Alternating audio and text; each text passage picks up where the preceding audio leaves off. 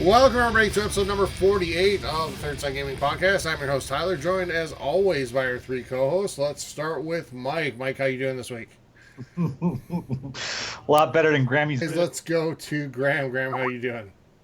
I'm doing awesome, guys. Like I was talking about it, I started playing hockey last week, and I had a game last night, and I not only did I beat my roommate's team, but I got 2 goals and an assist, which was very awesome. nice. That's better than you do in video game hockey, so that's pretty cool. Yeah, if only I could contribute that to the digital world, Yeah. life would be even better. And finally, Eugene, how you doing this week? I'm doing great because I have no idea what's going on in the hockey world this week. Yeah, cool. I don't really either because hockey's over. It's baseball season. How are you doing, Tyler? Is the question. How are you feeling? I'm pretty decent. It is baseball season, and the Twins are over 500, so I'm happy with that. In May, because last year this time they were pretty much eliminated. So, all right. I want to remind you. Well, first of all, I want to say if you're listening on the Respawn Network on either Xbox Culture or PlayStation Culture, first of all, thank you for listening. Welcome to the community. And if you want to join in, you can head over to Facebook. Go to the Third Sun Gaming Podcast forums. That's THIRDSUN Gaming Podcast forums. Right when you're there, you can submit questions for the show to be read on the show. If they're read during our discussion segment, you're entered to win our monthly prize. And on top of that, next month for E3, we're going to have a lot more in terms of prizes to give away. Some pretty cool stuff that we have in mind. And later in the show, we'll be talking a little bit about some plans that we have for E3 as well. So if you're listening as part of the Respawn Network, thank you so much. And please go ahead on over to Facebook and join that community. You can also follow us on Twitter at Third Sun Gaming. Again, at all spelled out, THIRDSUN Gaming. And join the conversation there as well. Let's head into the news this week. A lot of the kind of little stories, but we'll tackle them all here. First off, a new Need for Speed game is on its way to shelves this year. It features offline single player, which is different from what we had previously. I think they need to be rescued, this franchise, because I think it's been dwindling more and more. So they need something new and get people in. So they're hoping this will do it, so we'll see. I'm not big into these games. I don't know about you guys. Anybody else? I mean, Mike, I know you like these games kind of back in like 2010, 2011. Yeah, Need for Speed Most Wanted was a really, really, really good game back on the 360, and Hot Pursuit was a lot of fun online. And actually, the last one that's still not this new one with the stupid story and stuff like that based on the movie, but the one before that with the cops, and the racers and stuff like that. It was still a really good game, open world, and it was a lot of fun. I don't know what else they could possibly do with it. I mean, the Fast and the Furious, they have their their souped up race mobiles and stuff like that, and it works for their franchise, but it doesn't exactly appeal to the masses who are not hardcore into modding their cars, and I think that they should probably come up with something a little more towards the cops and robbers thing. Like maybe, hey, there's an idea, maybe now instead of just getting on the highway and having to outrun the cops when they're coming up behind you, maybe you need to get to a spot, rob the bank. The cops are just going around looking for, whatever, and then all of a sudden the icon comes up. There's been a 211 at, Union Bank or something like that, and then, they got a beat on you, and then they got to go take down the car that's got the cash. So, maybe something like that. I mean, they might as well go like a Wild West too, with horses and buggies, because everybody else is. Yeah, I guess. Yeah, that's true. We'll get to that later in the show. I really enjoy those games too. Hot Pursuit and right in that time era of Need for Speed, I thought were really good, and I think this kind of points to a return to that. I wrote a quick story for Xbox Culture that you can find there, kind of summing up the blog post that EA put out and Ghost Games, the developer, put out, talking about that this game will be out this fall, and the fact that you have online, it's not always online for single player. Again, you can actually pause the game, which you actually could not do in the last Need for Speed game. You could not pause the game. So that's a huge improvement. They did talk about the cops theme and how it's kind of returning back to that era. where there could be some really cool stuff going on. Like there could be a street race, and all of a sudden, cops show up with like a rhino, to What? yeah, Huh. to intervene, and it becomes chaos. So things like that are, I think, will make this game really cool again, and make it a viable competitor to your standard racing games, not like Forza. Like Danger Zone. Yeah. Right. So Did you hear all the? yeah, go ahead. Sorry, Mike. go ahead. No, go Did ahead. you hear all about all the hype and everything behind the new Hot Wheels expansion for Forza 3? People are just raving and raving and Yeah. raving about it. I did, and I think that's a cool concept. Yeah, it was implemented great. You know how they do it. Turn 10 does is clean as a whistle and not buggy. Nice.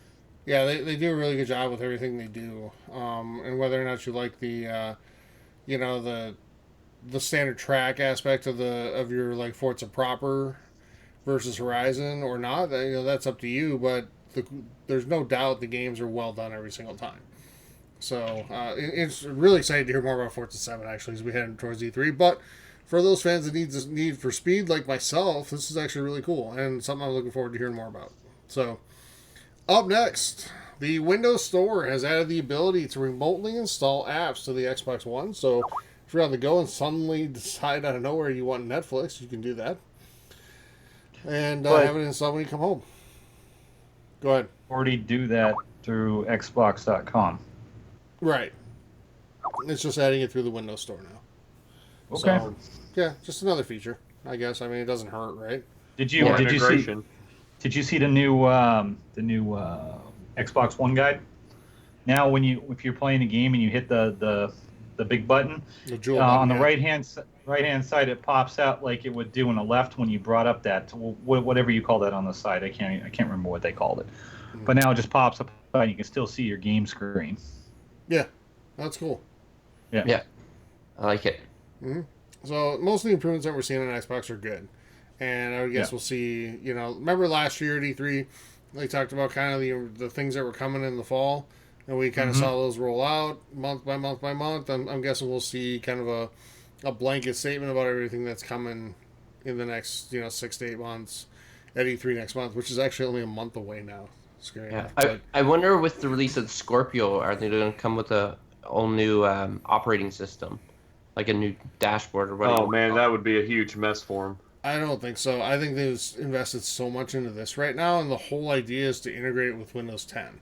And they're getting closer and closer to that, so I don't see a new operating system at all. I just see them continuing on the path that they're going with. Yeah, it's I think so. Basically a modified Windows 10. I mean, when the Scorpio comes out, it'll probably be even closer to Windows 10, and then have a lot more power, and that's when you'll more than likely see the picture-in-picture. That we may see it in E3 when they unveil the Scorpio. So I certainly hope so. don't worry, it'll come back. Yep. Tell me it will come back. It will, Graham. They've already said it's coming back, so just chill. Thank you. Okay. All right, rumors state that the new Far Cry game will release in September and have a spaghetti western setting. And I don't know. Yeah. Are you guys interested in this? This Yes. interests me greatly. Yes. It'll I mean, time after- over till Red Dead comes out. Yeah, I mean, ever since Red Dead, and we saw that how because I think everyone was afraid even when Red Dead came out that like, well, how's a Western game going to work? But they did it right, and I trust Ubisoft with the Far Cry series. I love the Far Cry series. I played it since Far Cry 2. Far Cry Blood Dragon was an awesome kind of spin-off title too. So to see that they're touching the Western genre, I'm excited to see what they do. As long as they do it right. But I really think that there might be a lot of competition too with Red Dead coming out soon.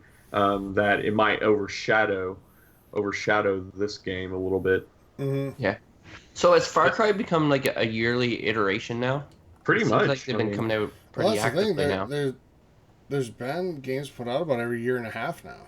mhm. Or I mean, less. Ubisoft's just known. I mean, they did it with Assassin's Creed, and Assassin's Creed kind of died down. So now they're investing in Far Cry. But Far Cry Primal, I bought that I think at Black Friday. I still haven't even played it yet. But I love Far Cry 3, Far Cry 4 were both great games. So if they can make another iteration, I don't know if this will be the It definitely won't be Far Cry 5. It'll be another spin-off title, kind of like Far Cry Primal or Blood Dragon. But if they do it right, then I don't mind it at all. I don't think they can really mess it up either. They've all their Far Cry games have been great. They haven't really messed up one yet. Eugene, Right. Yeah. I take it you're a Westerns fan as far as the video games go? I'm a huge spaghetti Western fan and a macaroni Western fan. I'm not really. No, that's a real term. I had to Google what a spaghetti Western was, and in Wikipedia, the first link was like, "Oh, spaghetti Westerns, also known as macaroni Westerns." But no, I'm not a Western fan. But man, I loved Red Dead so much. I really didn't think with the horse riding and everything and the way the missions were set up. But man, they just made it really interesting. The way they had the mission set up with the kind of Mexican history and just riding around. I would just go in that game and ride around a horse and hunt animals, and that game was just perfect almost. And that's coming from somebody that did not like Grand Theft Auto, not a big Grand Theft Auto fan at all, but Red Dead did it right. So I'm excited to see what Ubisoft can do, especially since I'm a pretty big Far Cry fan, to see what they can do with the Western genre. Sure. Well, for the people that are out there that are Western fans, there is a hidden gem that's backwards compatible. It's called Paul Juarez Gunslinger. Oh yeah, And, yeah, that's a lot of fun. And then especially when you get into the duel and you go to Matrix mode and all that kind of stuff, that game is pretty fun. That thing's worth the $5. Dual Yeah. revolver Western, yeah. Yep. All right. So let's move on to the next story. Moving on to PlayStation, actually, the actor who plays Kratos in God of War hinted at a 2018 release for the game in his Twitter bio. So, again, we talk all the time about how PlayStation shows games at E3 that are years away, and this is another example of that. So we're going to see it 2+ years after they show it off at E3. So, thoughts on this? Still excited for it? Do you think the time frame is fair? It's just one of those things where I don't care until it gets close. It's like South Park. It's still got a release date of New Year's Eve 2017. I mean, it's ridiculous. So I don't care about games that are coming out in 2018 when we got September and October and November coming up now with, past E3. That's what I care about right now. That's over the hill and through the woods. So. Yeah, because why get excited for something that's not going to come out for a while, and because who knows, that's what it could get PlayStation delayed fans too. do. Like you just be setting yourself up. Come for on. Did you not see the conference last year? They start showing stuff and everybody's getting all assed up and screaming and crying like it's an Elvis concert. And then at the very end it says coming in 2019, and they all just lose their shit. They're like, woo! Yeah, coming sometime in the future. Yeah. I mean, well, let's talk about what's the cartoony Disney-looking game that's been on Xbox that we've been talking about every year for like the last 3 years. Right, and that's Cuphead, and that's fair, but that's also an indie title. That's not a major AAA release that you're banking. I mean, to be a temporary release for we're your console. we're just PlayStation bashing right now. I mean, and God of War is no, we're not at all, because this is exactly what happened. I don't defend South Park. I don't defend Cuphead. I don't defend anybody who doesn't deserve it, and it's just retarded how they go to the big conference. title like God of War. I mean, that's fair. I mean, 2018, I think, is a fair year. It was announced in 2016 and 2018. Since we're all bashing on PlayStation, the problem is that they showcase things that are not coming out for years. Okay. So here's my take, and I'll say this in favor of them, that I think it's better to not say a date until you got something concrete in mind. Unlike what South Park did, and say we're coming out holiday 2016, and then all of a sudden delay it by a year. And maybe it might be a 2018 game for all we know, because they don't have a concrete release date on that game yet. So, and when they come out with one, are you really going to believe it? So, yeah, right.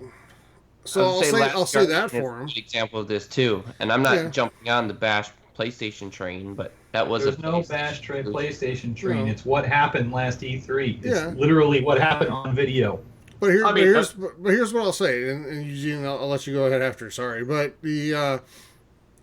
it's not a bash PlayStation thing. It's what they do. They come out and they show all these games because all they want to do is quote win E3. And they come out and they show all these games that are coming out for years and years and years, and they know they're not coming out for years and years and years. And then the IGNs of the world and everybody else is like, Sony's the winner at the end. Yep. When these games aren't coming out for a long time, and pretty much everything Microsoft shows has an announced release date within the next 18 months. And Cuphead, yes, is an exception to that, but that had an announced release date of like spring 2017 or something. And originally I think it was spring 2016, and it's just kept getting delayed. And those things are going to happen. But God of War's never been delayed. But it also, there wasn't a concrete release date either. No one's put out a release date or anything. It was hey, we're working on this game. Here's like the first 20 minutes of gameplay. Sure. That's all it was. And that's fair, but the critique is, and I think the critique is fair too, that Sony just wants to win E3 every year, so they like go out and they blow the entire load they have of everything that's coming out in the next 5 years. So everybody will stand up and put their hands on their head and like cry over it. But I think that's okay to do for a staple PlayStation title. I mean, God of War helped build the PlayStation whenever God of War came out on PS2.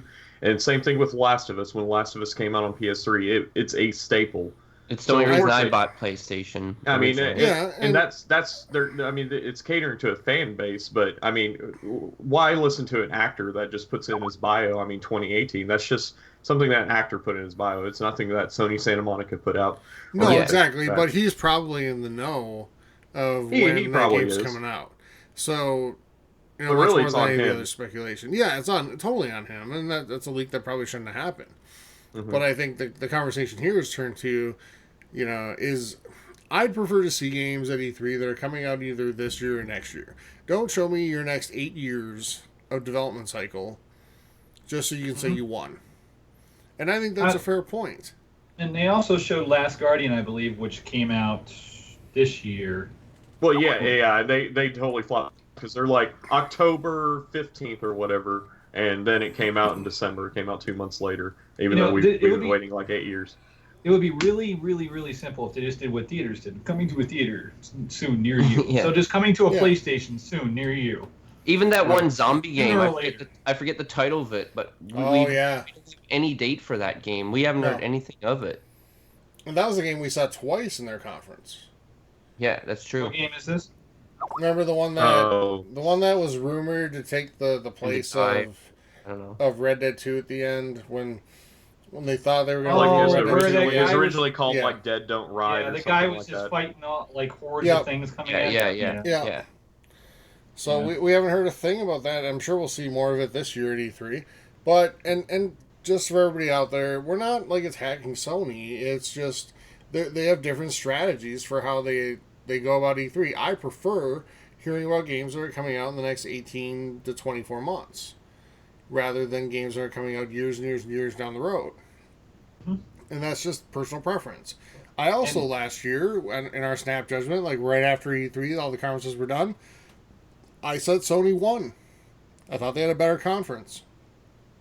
And so that's, you know, I want to be fair, and I'm not, this is not, so I'm making a point, this is not an attack Sony thing.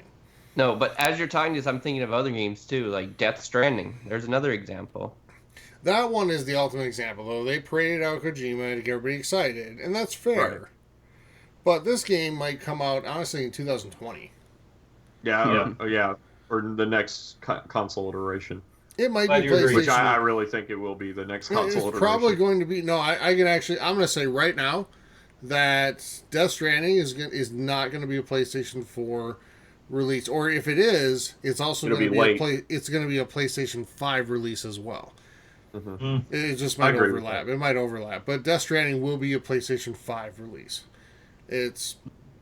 I'll make that call right now. And I think...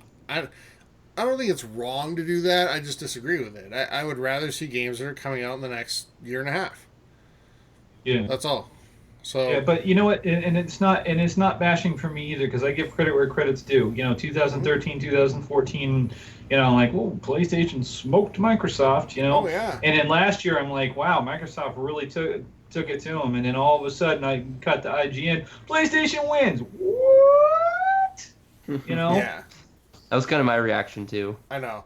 And it's like, so it's not even like, it's really close. It's like, oh my God, it's the greatest conference in the history of video game, of E3. And literally, that's what it turns into. And it's just kind of, take a step back and look at it for what it is. Microsoft's strategy has clearly been to say, for the last couple of years, since Phil Spencer took over, their E3 strategy has been, we're going to talk about games that are coming out this year or next. Yeah. Period. Did they? Like they could have run a sizzle reel on Halo 6 last year. They didn't. Yeah. But anybody want to say this for me? Bethesda. Thank you. Came out on the Microsoft stream instead of the PS stream for whatever reason. Started talking about Fallout and said, we'll be available in 2 months, and everybody's like, no, So that's kind of cool. That's what I want to see. This will be available in 2 months. This will be available in 3 months. I don't want to see this is going to be available in 2019, or for some reason everybody's got a boner for the year 2032. Yeah, I don't know. Just I don't know. All space movies or futuristic movies now are using 2032 as a target date for something. All right. Anyways, yeah. So it's not bashing Sony, just calling it how I see it. So can we go back to the subject at hand? Is that a cool year for God of War to come out? Because that's what the news story was about. I mean, 2018. That's. Do you think it's going to come out next year? I do. I think so too. I'd be really surprised if we saw at E3 that this game's coming out this year. I think we'll see the zombie game this year. And I can't. Days Gone. Remember, yeah, Days Gone. We'll see that this year. I bet. We'll see that this fall. I do. We better. But we haven't heard anything about it, so for it just come out this fall, I don't know. I'd be surprised, but it could happen. Because Bethesda, when they announced Fallout 4, I think that was one of the best reveals ever. It was within 4 or 5 months, wasn't it? Yeah, 2 months. Well, it came out in November. November from June, so yeah. Mm-hmm. Yep. So, all right. Cool. So we all think kind of 2018. Well, kind of. I think so. All right. Let's move on. Phil Spencer, head of Microsoft, responded to a tweet earlier this week about the Scorpio release timeline, stating that there were no issues and everything is smooth sailing for launch this holiday. So good news for everybody looking forward to that console. By the way, there was a garbage article printed this week, in my opinion, garbage, about the number of people that are excited for Scorpio and PS4 Pro. And I think, man, I thought that article was misleading. I thought it was clickbait all the way around. It was on a bunch of different sites, and there's no way I would have written about this. Not a chance. It was very much slanted, and it was something like 12% of people are excited for or even know about Scorpio. Well, fuck off. They only talked about it at E3, and the only circles it's really been talked about in so far are in hardcore gaming websites. Where did they get the 12% from? What their crowd ass. are they? That's where they get it. Their ass. It's some study done, and clearly it's designed to make some point. The same For people sure. that get the statistics for the Family Feud. Yeah, pretty much. Yeah. So I thought it was garbage. And how's it go? 100% of the time, 70% of the time, he's always right. Is that how it goes? I don't know, but 70% of it. I thought it was garbage. I think when they start talking about it more, and when you start seeing the commercials run in the fall, that's when people are going to know about it and they're going to get excited. Yeah. So, well, I'm sure E3 is going to be a huge boost to it, because people are going to have solid facts and solid numbers, and then people will be getting way more excited for it. oh, for sure. And then, like I said, when the fall arrives and we start seeing commercials for it, then you're really going to see people get excited. And I would say, too, part of the reason that people aren't excited for it is that the adoption of 4K TVs isn't that high yet. Mm-hmm. So a year or two from now, that's going to be a totally different story. And just so people know, I am running a Sony from 2010. I love my Sony TV to death. It's 46-inch, works like a charm. It's a tank. There are TVs now, through Walmart, and it's actually a Samsung. Right now, you can get a 43-inch Samsung that has HDR 4K for $330. I don't know if the deal's still there, but it's $330. I could deal with losing 3 inches for $330. No, I saw a Samsung 4K Now, is that an last HDR? week for $600. Yeah, HDR. I made sure that I looked at it. It was HDR. Now that HDR, if it's the one I'm thinking of, I think it's like the K series or something, like K6000 or something. It's like not the latest HDR, but it's still HDR capable. And Right. I think I saw the same one like that one, and then there's like a 60-inch 4K Samsung on clearance for like $600. Is insane. Yeah, I mean now's a great time to act. I mean, and both of those have the 60 has HDR too. Yes. Mm-hmm. Yeah. So shit, time to jump in the pond. Oh yeah. I'll tell you guys out there, if you're looking for a 4K TV, there's a great website out there called ratings.com, and you just take the A out. So it's rtings.com that breaks down basically every aspect of a 4K HDR TV and like gives each aspect ratings. So if you like watching sports primarily or gaming primarily, it rates all of those things, and then gives you a composite rating for the TV at the end. That's one of the big things I use to make my decision. I'm super happy with it. So Yeah. Yeah. Have you guys seen the Vizio announced the new E series, and they showcased its HDR, and it's it's pretty awesome frame rates for gaming too. yeah. Nice. And the P has really good frame rates for gaming. It's fantastic. So, yeah. All right, let's move on. So, up next, Call of Duty Zombies. If you're a fan of zombies, you are getting the Zombies Chronicles, which is from Black Ops 3, correct? May 16th.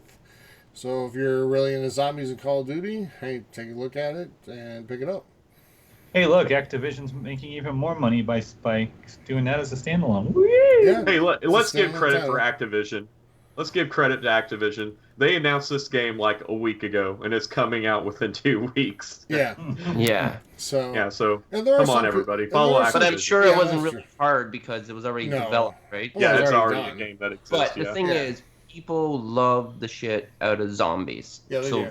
this game will do well. I know it will, just Mhm. because it's Call of Duty Zombies. Because some people just buy the franchise just for the zombie mode.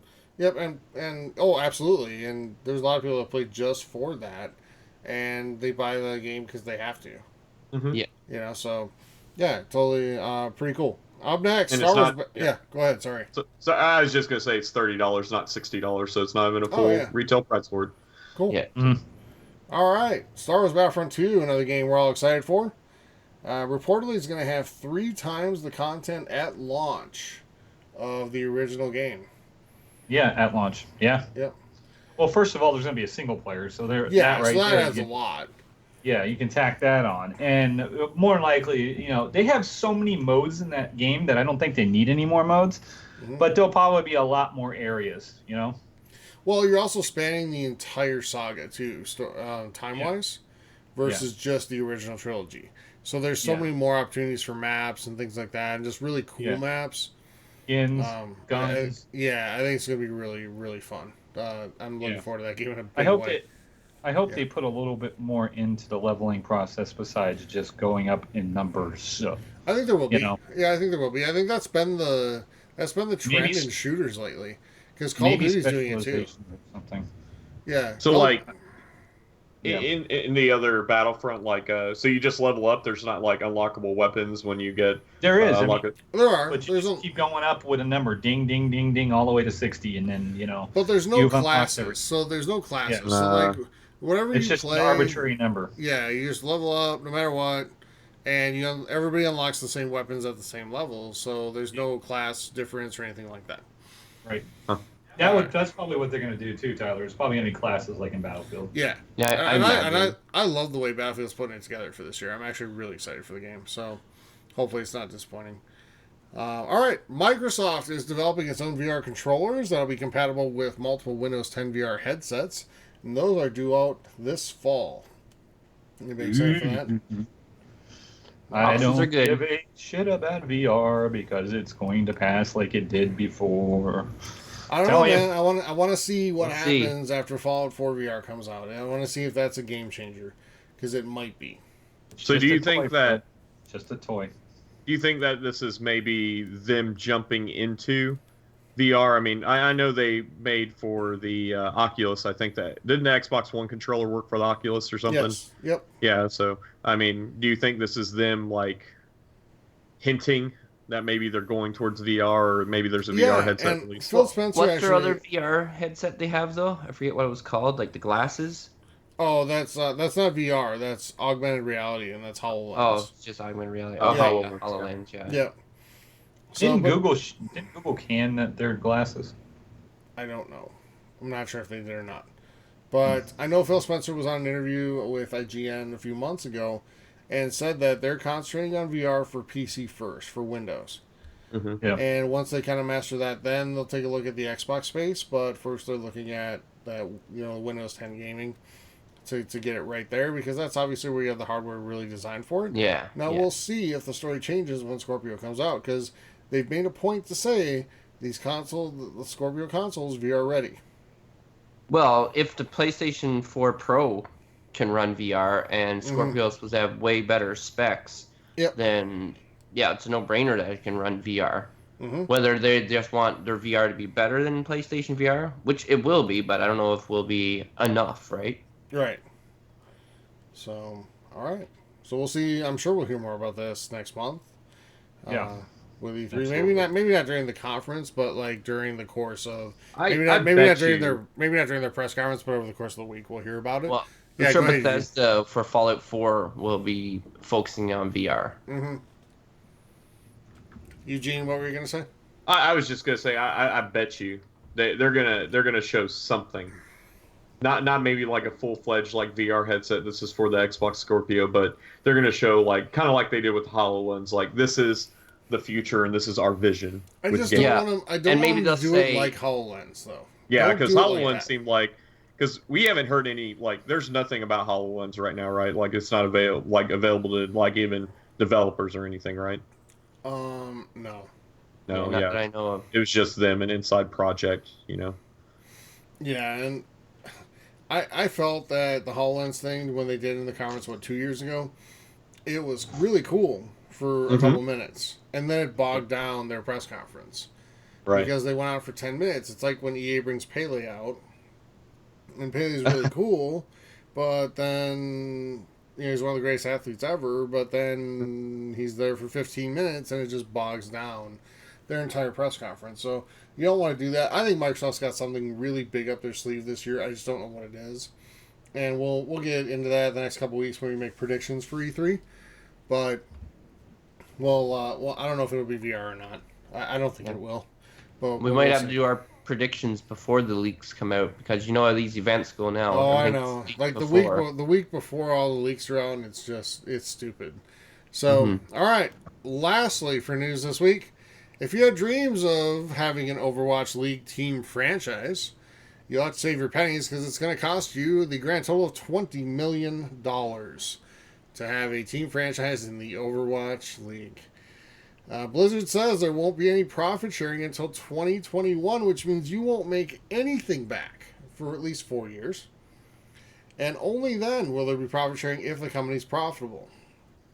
So, in comparison, League of Legends, the most popular online game, charges $1.8 million for team franchises. So my question is, what would deem them profitable if they're getting $20 million a pop per franchise? I think it's going to be the actual competitive division, so this Overwatch League. If the Overwatch League is profitable in 2021, then there'll be profit sharing. So Back with the really, teams. it can't just be like one team. There's got to be like, I mean, how many teams do you need to like have these leagues and competitions? There's got to be quite a several few. going on. Quite a few. Oh, Yeah, Yep. at least 4, I would think. But I you know, think there it's gotta might be more be like I think it's got to be more like 16 to probably, 32. yeah. I mean, Yeah. but you know, that's a lot for the U.S. to think about competitive gaming. But I guarantee you that there will be like 10 Korean teams, South Korean teams, Yep. and then there will be some Chinese teams with some huge backers, and then even some Japanese teams behind there, and maybe one or two. Yeah, I mean, I'm just saying that. I mean, Blizzard is Overwatch is the number one country is South Korea when it comes to Overwatch play. So Yeah. same thing with I China. just think the amount is staggering compared to what you see for other Oh, games it is. That's ridiculous. with esports play. So Yeah, I mean, if you're great at it, go for it, and hopefully in 4 years you'll make some money off of it if you're still on the team. But If Yeah. there's Yeah. not an Overwatch 2 or there you will know a be. game that There will for overshadows sure. Overwatch. Oh, there will for be. sure Yeah. be an If they see how Overwatch 2. successful Overwatch was, Yeah. then there's definitely Overwatch 2. And I they think it'll be they a- continue to hit spikes in like record highs in player engagement, Oh, like yeah. even after a year on the market. So I have no doubt there'll be an Overwatch 2, but we'll see. I just hope this doesn't turn away quality players and quality teams, because you like to see competitive. Like I was talking to you guys before the show. I enjoy watching the Halo Championship series and watching that, and these players are just freaking amazing. Mm-hmm. And I hate to Oh, see yeah, I people was be left watching. out because of the entry fees too high. So Well, maybe after they suck all those millions and millions and billions of dollars out of the players, they'll make a fucking cartoon about themselves. that's a separate joke for another time. All right. Anything else, gentlemen? Nope. Nope. All right. No. All right. Everybody's talkative. So Survey says no. Yeah. all right. That's good. That Or everybody. you What's used that? to you saying, well, that's it for the news. Well, I was just checking. I was just checking to see if anybody had anything else to throw in before we go. With that, everybody's going to do it for all of our news this week. Graham, let's turn on over to you. What can we get new in stores? Well, we do have a AAA title releasing next week. This title is the fighting game Injustice 2. This game will be releasing on the 16th and releasing on both Xbox One and the PS4. Now that I got that AAA title out of the way, let's move on to what else we'll be releasing next week. We have releasing on the 16th for PC, Xbox One, and PS4, The Surge.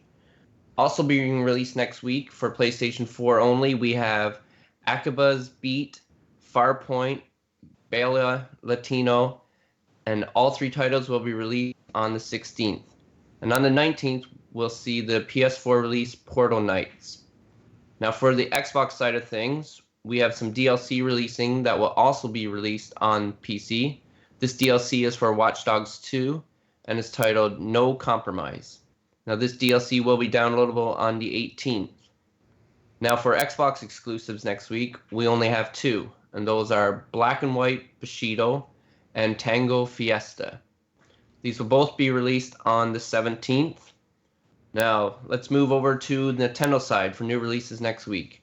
We have a Switch title as well as a couple 3DS titles. First off, for the Nintendo Switch, releasing on May 18th, we have Thumper. And for Nintendo 3DS, we have Cooking Mama, Sweet Shop, which will be available on May 16th. And then we have Fire Emblem Echoes, Shadows of Valencia, being released on May 19th. So, with all that being released next week, it looks like we pretty much have something for everyone out there in the gaming world. So let's Nintendo switch it on over to Mike, see what deals are available for us. Thank you for the click. You guys need help. You really, really need help. All right, ladies and gentlemen, boys and girls of all ages, what we have free this month still is the Yana Sisters for Xbox One, all the way to the end of the month. Coming up in a few days, we'll have Lara Croft available as well. Right now on 360, you got Force Awakens 2. You can only get that to the 15th, and they stop it. I don't know why they don't keep the same schedule as the Xbox One, but they did not. And then Lego Star Wars: The Complete Saga, May 16th to the 31st. So make sure you get your grubby little hands on that. As far as PS4 goes, Tales from the Borderlands, Abzu, Blood Knights on the PS3, Port Royal 3, Pirates and Merchants on the PS3, Laser Disco Defenders, PS Vita, Cross-Buy on PS4, and Typewriter, or IDER, PS Vita, Cross-Buy on PS4. There is not much that stood out on the weekly deals on Xbox and PS4, but on PS4 you can get Alien Isolation, the complete version for $15.99 via their store. Yeah, and if you just want the basic, it's $11.99. So I did not know that the new Alien movie was coming out on Friday. So yay! I thought it wasn't coming out till next year. I gotta go see that. All right.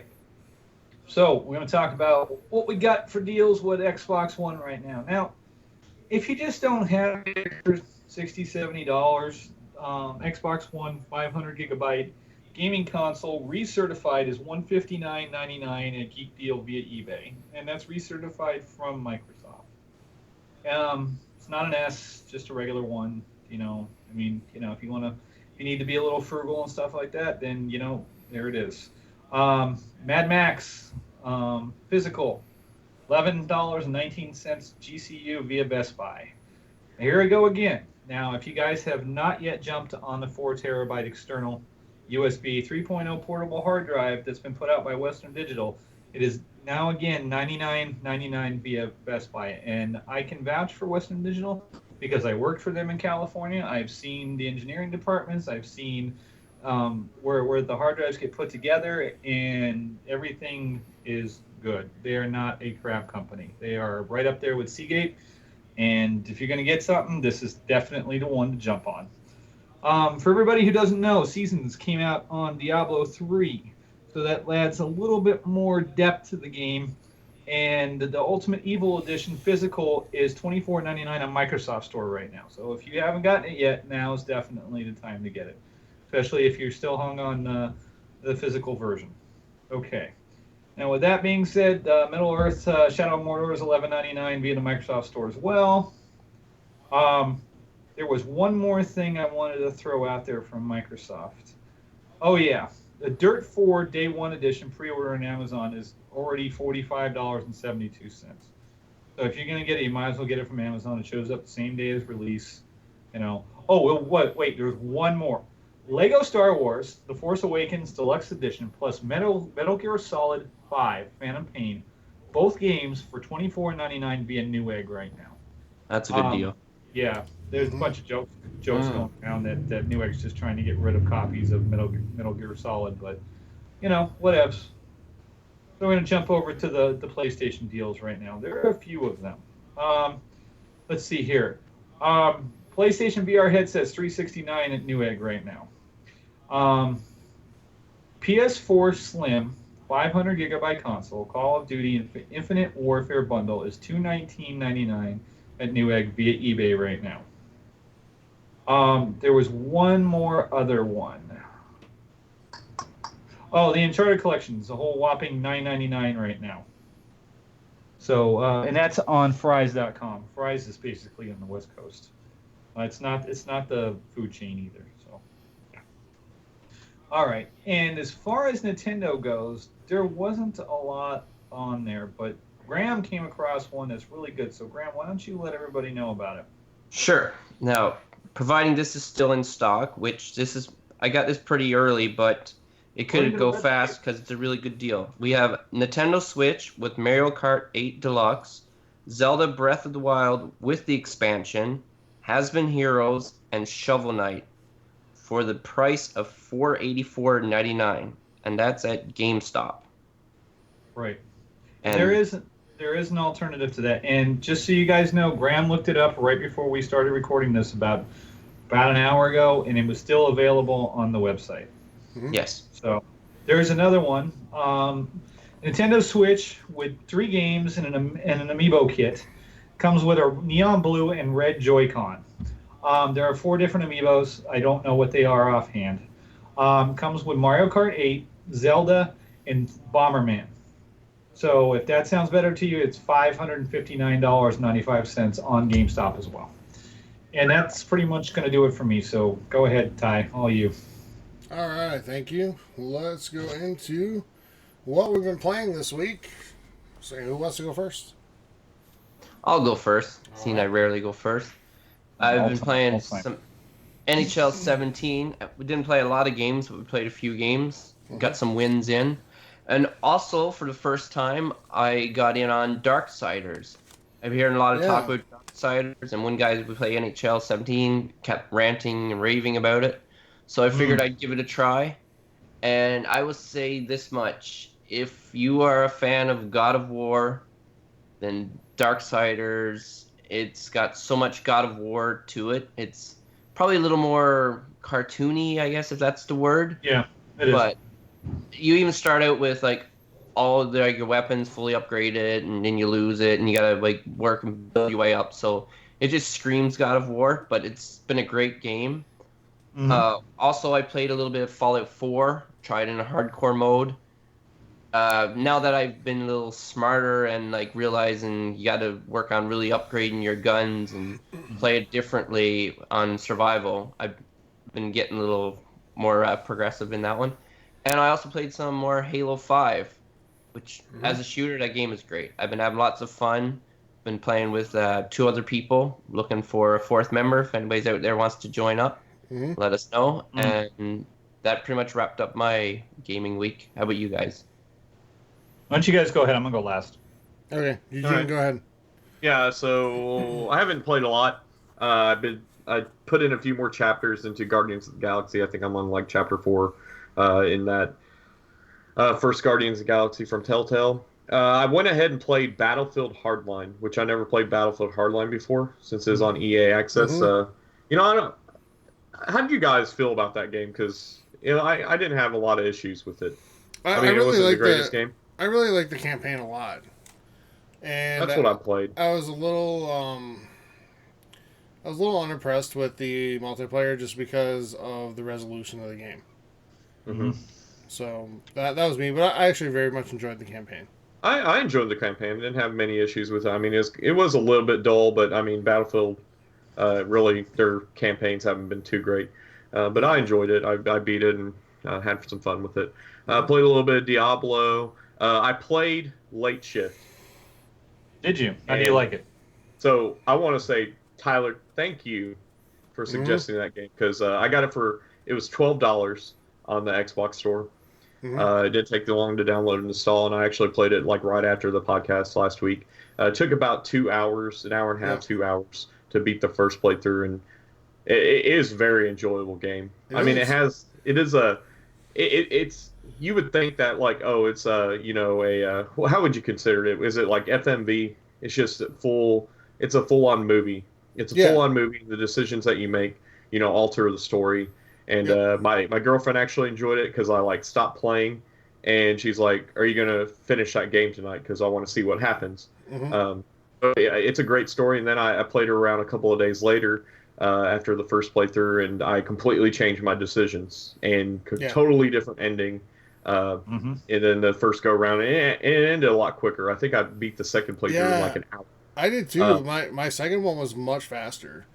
Yeah, because the first time around I was more careful with my decisions, and I was being a little bit more empathetic and more caring about my decisions. The next go around I was just like, fuck it, and I just went in and like a lot of things happen to a lot of people in there, and it ends a lot quicker. So trying not to give away the story, but I think this is a very unappreciated title. Like I want to get out there. I want to get out there and just be like, hey guys, if you want a good indie game for like less than $15, like this game is a really good game. Had a few bugs like in between sequences, like it would when you make the decision, they have to load up like responses. So yeah, it gets a little bit buggy, but it's not game breaking or anything. And you would think that the production in the movie, the way they filmed it and everything is not a cheap production. You would think that cheap production company, no good shots, not good acting, but it is actually good acting with good voice actors and also pretty decent camera shots and direction and production. So I thoroughly enjoyed it. Yeah, and I stumbled upon this game by accident, and I just purchased it on a whim, and I played it, and I was like, this is really good. So I'm glad you guys enjoy it. Mike, I know you enjoyed it too, right? Yeah. I'm just glad I don't have selective Alzheimer's. 2 of the 4 of us. So, but yeah, I played a second time through, and are you good, Eugene? Is it my turn? Go ahead. I also want to say that I watched the new Guardians of the Galaxy movie this weekend. It is really good. So go see that movie. Cool. All You're right. the third person I know have watched that now. Yep. So I'll go next. I also played Late Shift. Did a second playthrough, and had a completely different ending in a completely different place than the first ending that I had. And I did kind of the same way Eugene was saying. I made very different choices than I made in the first game. And the first game, I was much more thoughtful about, how can I get out of this without, hurting anyone or whatever. And a certain ending come about. And then the second one, I was kind of like, I'm just going to be a total, like, selfish dick. Yeah. And got an entirely different ending. So, really cool game. Recommend it to anybody out there still. I think even at full price, it's $15. It's worth it for that. That's strange. Well, okay, never mind. Sorry, I was just looking. Canadian I'm, dollars, yeah. I'm looking at right now. Yeah, $12.49. I'm looking at right now. Yeah. So I think that's what I get it for. Yep. Yeah. Totally worth it. And there's 7 different endings in the game, and there's a bunch of achievements you can get along the way for making different decisions at different times. So, and there's 180 decisions. Yep. So it seems like it's Oh, got yeah. a lot to it. Yeah, you're making decisions constantly in this game. It's not like you make a decision and then watch like 10 minutes of video and then make another one. You're making constant decisions about what to say, what to do in this game. Cool. So, very cool there. Yeah, go ahead. And just to interject real quick, it's funny that Eugene mentions that his girlfriend really was interested in it, because if you have, the girls I've dated are just like meh, as far as video games go. But I guarantee if you put this one in front of them and said, "Here, try this," they would enjoy the hell out of it, because it's basically a movie they're controlling. Yep. So anybody who hates video games, I mean, you go, here, give this a little bit of a shot. You like movies? Yeah, I like movies. Okay, here, try this. Yeah, and like Eugene was saying, the production is good. Like, the actors are actually pretty solid. They're not like super A-list actors, but they're solid. No. And but the you production value is good, though. I mean, they can act. It's good enough to immerse you in the story. So, and I mean the plot. There is like a lot of plot holes in the story, for sure. but I mean it's a game. And, it's cool that the one thing I do like about it. I don't mean to go on and on about this game, but I really want to get out there and just let people know that this exists and to give it a shot. Like you don't know what decisions, because sometimes you think it's like a huge decision. And it's going to completely change the game around. But really, that decision, it might just add on, like, an extra dialogue scene. Then it'll have you, like, resubmit another, direction. So, in the second playthrough, like I said, like, I thought I made, like, a very small decision, but it completely changed the outcome, what happened to my character and what happened to other characters. So, I want to go back and, like, play around with it to see how do I get those other 5 endings and how do I unlock those extra chapters and extra decisions that you can make. For sure. All right. You convinced me to download it. I just awesome. Do it. Graham's got it too. Do it. It's good. You'll enjoy it, Graham. You'll enjoy it. All right. So on top of Late Shift, I played a little bit of Prey, and kind of enjoying it. But I streamed it over the weekend, and like I was chatting with Steve Wiseman in our community while I was playing it, and I was kind of at a frustrating point in the game because ammo's a little limited in the game, and there are points where it can get really frustrating if you don't do everything exactly right. He's like, I would have quit this game by now. But yeah, it got some pretty poor reviews. It did on console, but on PC the reviews were totally different. The game is significantly from all accounts, the game is significantly better on PC than it is on console.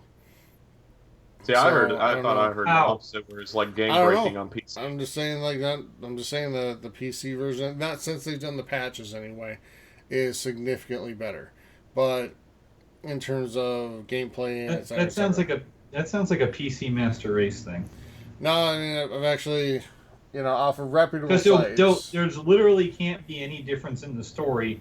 No. I'm saying in terms of like smoothness of the gameplay.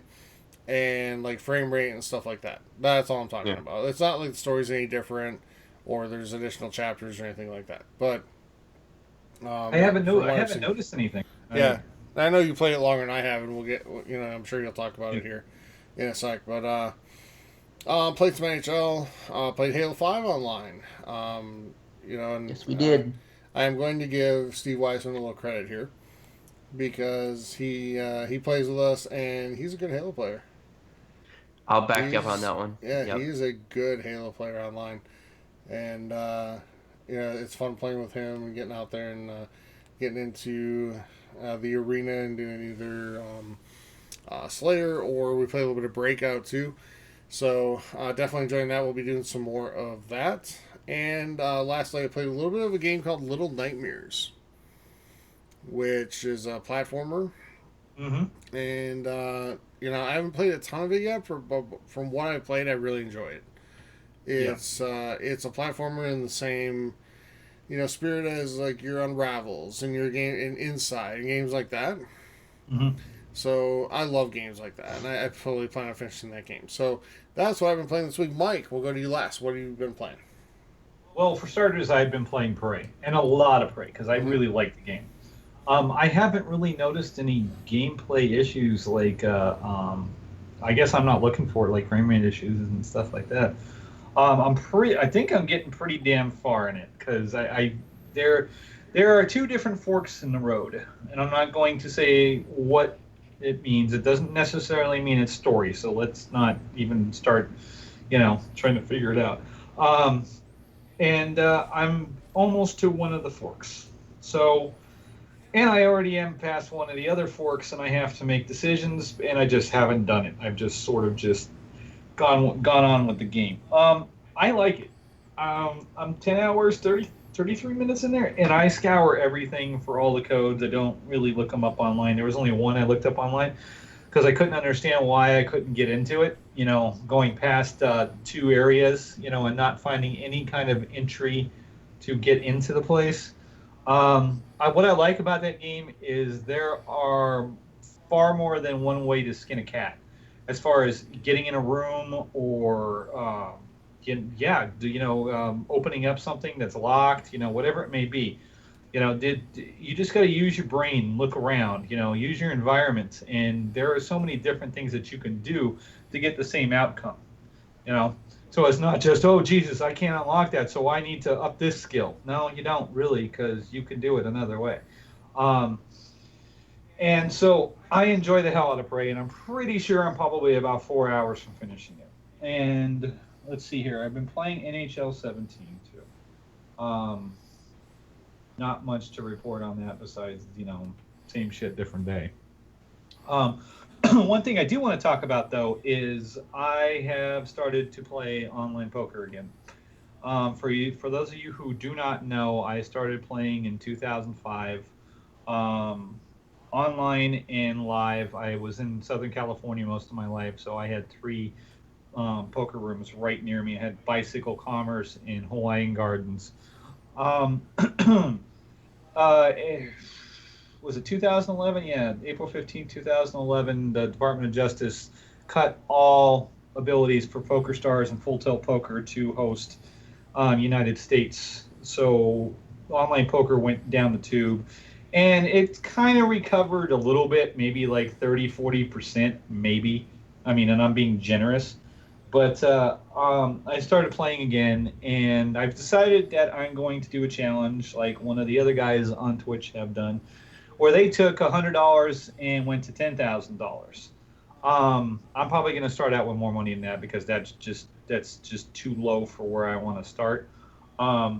He is now at 14K, and it only took like 4 months or so, and it's very doable. But then again, I have played over 1.7 million hands, online. So I have a lot, and I know the math, and I've been playing for a long time, so I have the experience and the knowledge on how to do it. So I'm going to be streaming that. I'm going to be getting a template up, and I'm going to be getting the bots up, and starting June 1st, I'm going to do that challenge, and I'm hoping by the end of the summer, I will hit my goal and probably just cash out from there and, do something with the money. But, it's going to be hard, because the environment at this point is a lot tougher than it was before. No Limit Hold'em has been pretty much solved, pretty much, and you can just see the patterns over and over and over again. Ranges, just all kinds of stuff. But I'm going to be playing Omaha, which is 4 cards. And it's a lot more gambly, and it's a lot more fun to watch. And so, we'll see. So I'll be streaming that on the Third Sun Gaming account, pretty much all summer, probably 6 to 8 hours a day, and hopefully, make some money. Cool. All right, so let's move into discussion. And we do have a couple questions this week. First one, and I'll read the first one, then turn it over to Eugene. First one comes from Alex Sullivan. And his question is, what was your favorite Connect moment now that it's basically done? Oh, God.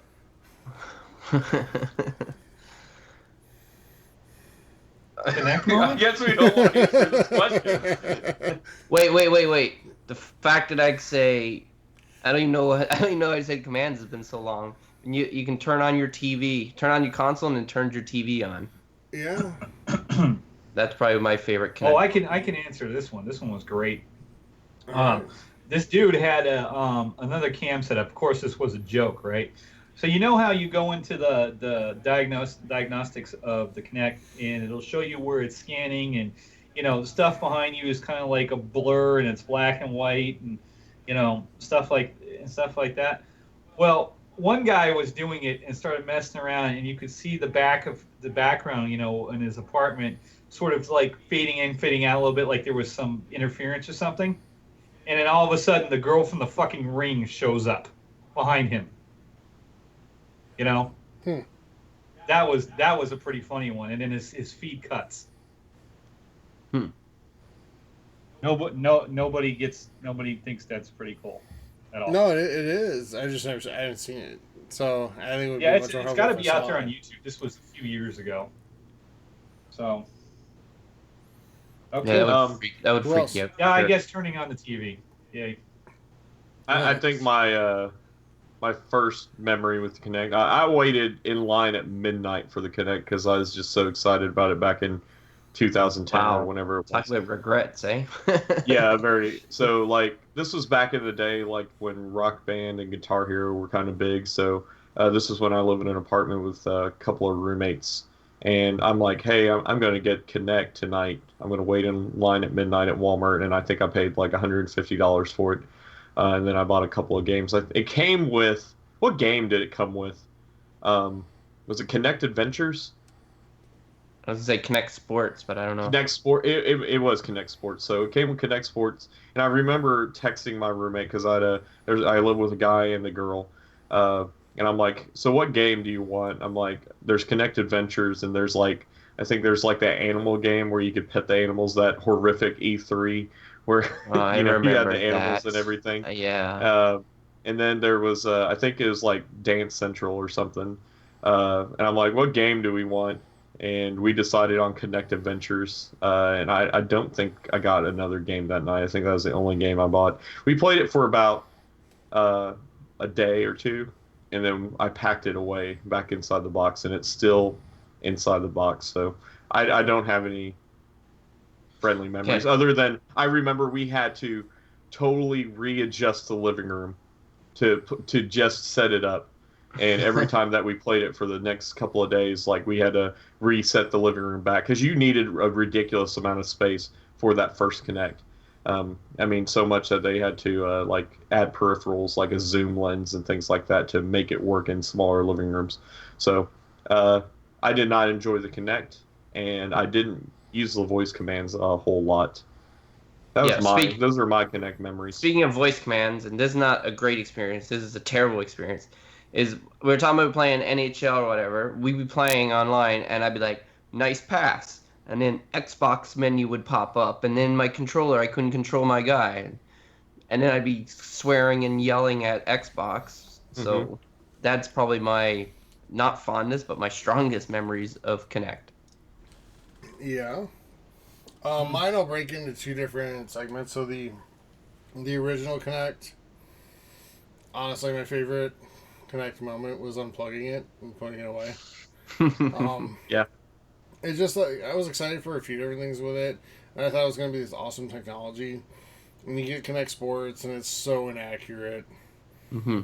And then you play games like I'm always kind of a sucker for those like game show type games, like your Jeopardies or your like Price is Right, and that was a Kinect game. Wheel of Fortune was a Kinect game, and it was so awful trying to play these games. It made me hate it. And there's no way to play with just the controller, so it sucked. So That was my favorite with the 1.0. The 2.0, I actually did like being able to navigate through, TV back to games, turn the TV on, back to cable, things like that. I like being able to navigate that way. Although I'm sure you sound a little weird, like when you went up and you're yelling at the thing. Mhm. But I actually like being able to do that. That was kind of cool. But as far as gameplay goes, it had like zero, positive influence on. What me. about Rise, where you've fired the No. I forget what it was No. the catapult or something? No. Yeah, no. So that's it for me. It was the future of gaming. Just a fact. Yeah. When Kinect was actually being supported, it was starting to be implemented into the medical field. Something in the surgery was. department or something like that. Mm-hmm. Yeah, so it wasn't a complete waste, but No, but you know. it also, you're right though, like, and that's a really good point. It did like body scans and stuff like that too. Mhm. Yeah. So it was used a lot in the medical field. You're right. What was the project name for that? Project Natal or something. No, Natal. Yeah, it was Natal. Yep. Yeah, Yeah. Project Natal. Yep. I want to say Durango, but I think that was the 360. That was the wasn't it? 360. Yeah. Yep. That's a dodge. So, yeah. All right, Eugene. What do we have from Facebook this week? All right, so our first question comes from Dylan Anderson. He has a two-part question. So the first question, coming from a guy whose whole career future will hopefully include SWAT, SRT, did you guys see the trailer for Ready or Not? And if so, are you excited for a non-AAA franchise shooter? Have you guys heard about this game, Ready or Not? No, I have not heard about I it. have at not all. either. No, I haven't. So All right, well, that answers that I'll question. make sure we look at it by next week. But yeah, Are you no, making I up haven't games, for now. Dylan? Is I this a mean, if real you game? want to... Yeah, I haven't heard about this. If Mike or if one of you guys want to like pull it up real quick, I can read the Yeah. second part of the question and kind of give your idea on it. No, because I'd actually like to take longer than 60 seconds to read it. So we will actually put that question up next week after Yeah, we get a we'll chance cover to it. look at it. Yeah, we'll So- talk about it next week. Sorry, Dylan. We didn't do our research before we Yeah. read this question, so we'll get back to you next week. We'll remember.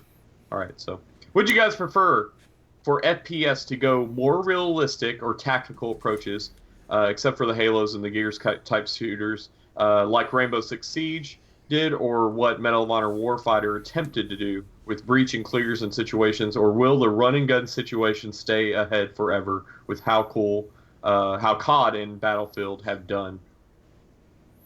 Neither. I like what PlayerUnknown has done with their system. I don't know if you guys have seen it on Twitch or not, I but have. basically it's the large-scale shooter, and as people die or time goes on, the battleground gets smaller and smaller and smaller. There's 4v1, where you have to take on an entire squad, but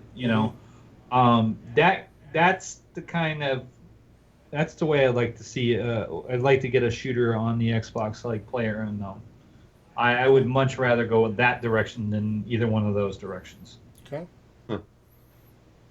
I mean, Yeah, go ahead. me personally, I like the more run and gun style. I actually never really got into the Tom Clancy games, especially like Rainbow Six, because those games are difficult to play, especially like anything beyond normal difficulty. Because basically, if you got shot one time, like in Rainbow Six Vegas or Vegas 2, one shot kills almost basically. So you had to. I'm not a stealthy type gamer to where you have to use a lot of stealth and actually think about the moves that you make. I'm more the running gun type, so I like a good mix. I think we have a good mix right now, but I think we've gone too much trying to copy Halo or Call of Duty going into the futuristic realm with jetpacks and stuff. So I kind of do want to get away from that and go to more, the stylized World War II. So we'll see how World War II comes out. Yeah. Well, I guess if it has to be between the two, I would go with more tactical because I'm more of a thinker than I'm not. I No. just like going out there and making those noises. There's I don't know if you guys ever heard of it, but on the PC there was once upon a time there was a game called World War II Online, and you had a starting point. Everybody jumped into a jeep or whatever it may be, and that you could see that the town was being taken over by the Germans or the British, whoever you were, and so you'd have to sneak up to the town. But if you got hit and it wasn't in a vital place, and you started to bleed out and everything like that, you needed the medic to patch you up, because if you didn't have a medic, then you bled out and died. And if you got hit in the head or straight in the middle of the chest, then you were done at that point. And that appealed to me because that took a lot of thinking and preparation and just strategy. So that, I guess I would lean more towards tactical for me. For me, I definitely enjoy the games like your Halos and Battlefields more. But I think the biggest reason I haven't enjoyed games like Rainbow Six Siege, etc., is because just a lack of 4 people to play with constantly and be able to communicate and kind of build that knowledge of where everybody's going to be and how everybody's going to play. And I can tell you, just from playing Halo this week with just 3 people out of 4 and communicating constantly, it's so much more fun and it's much more effective. And we've been winning a lot more than we lose, so that's to me a lot better. I think there needs to be balance, though. I think you can't go all one way or the other. There's the run and gun shooters for the people who like those games, and there's the people who like the tactical games. But I think there's a place for both, and it's just a different experience. So I think people who like shooters can play both and enjoy both. Yeah, I think that's a good point. Did you guys ever play SOCOM back in the day? No. No, I love SOCOM. It was cut like that as PS2. One of the very first PS2 online games, and That was a huge it relied. exclusive. Oh yeah, it bigly relied on people Did communicating. you say online. big league or big league? It did bigly. It was very bigly back in the day. All right, so next question from Stephen Wiseman. I think this is his first time writing in. Stephen Wiseman, who makes the best open world games to get lost in? And he also says, by the way, I don't know what this means, but he said the Ducks one, so I don't know if you guys know what that means exactly. Like birds? Yeah, Yeah, I do, but What, the Captain worm? Alzheimer's over here completely. I think, forgot his something shit about- talking They got the he's been worm. doing. something about Duck Dynasty. Yeah. Quack, Horrible. quack, quack. All So- right. Hilarious. Anyway, well, who makes the best open world games So to Graham, get lost in? Graham, I'm gonna let you go first because I have no Bethesda. idea what you're gonna say. Yeah. Welcome to the Fallout 4 podcast. Holy moly. Yes. The best. Even Prey. I haven't played it, but it's probably amazing. Okay. So Bethesda.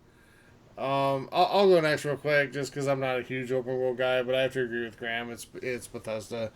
Well, I was going to say, too, I could say it's not franchise, but Breath of the Wild, if they continue that tradition, then that will be my go-to. Mm-hmm.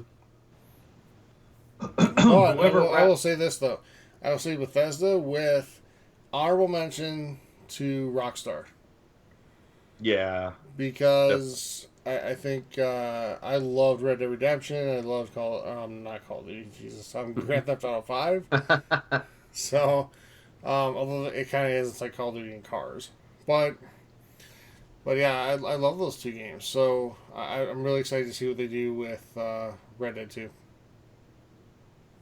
Yeah, I Um, mean, or 3, whatever it is. Whoever Ralph Costner's working for. In case you don't know, he is the brains behind Ultima Online and Star Wars Galaxies. Both were massive successes, and they were both obviously online. And even UO to this day is still alive, and he basically brought that whole thing to the plate, and everybody sort of just started to take pieces of what he did and made their own, thing. So, yeah, Ralph Costner. Mm-hmm. Cool. Eugene? okay. I'm gonna agree with you guys on Bethesda, with especially with Skyrim and all the Elder Scrolls, and definitely Fallout. Just they made the worlds immersive, and I know a lot of people might say like World of Warcraft, but there really wasn't anything interesting about the world in World of Warcraft. It was just more about just going around to the different towns and doing raids and stuff. So I definitely think I put a lot of time in wandering around in Skyrim and then wandering around in Fallout. I didn't really get immersed in the world of Fallout 4 as much as I did with Fallout 3 in New Vegas. Fallout 3, yeah. Yeah, Fallout 3 was definitely mind blowing whenever it first came out. I would say those, and then I'm going to agree with you, Graham, on Breath of the Wild. That Breath of the Wild, you can just from walking around and just trying to find the shrines and the Koroks, you can 1 hour can turn into 8 hours easily with that just wandering around. So and not doing anything specific. So. I do also want to throw out just kind of an honorable mention again, a shout out to one developer, CD Projekt Red, for the world they Witcher. created. With the in- Oh Witcher, in Witcher yeah. 3. Completely forgot about Yeah, I forgot about that one too. Yeah, that's an amazing open world game. And open world games aren't even my thing, but I can put that game in and realize that I'm playing something really good right now. So, Yeah. I bet you couldn't even look at their database behind the scenes in that game without it shitting itself. yeah. So I'm excited to see what they do for a sequel, because I think we'll hear about it. Probably not this year, but next. And their new project too, the Cyberpunk, whatever. It's Oh called. yeah, Cyberpunk 23 or whatever. Yeah, I'm kind of excited for that game. Yeah. And I'm hoping we see something on that this year.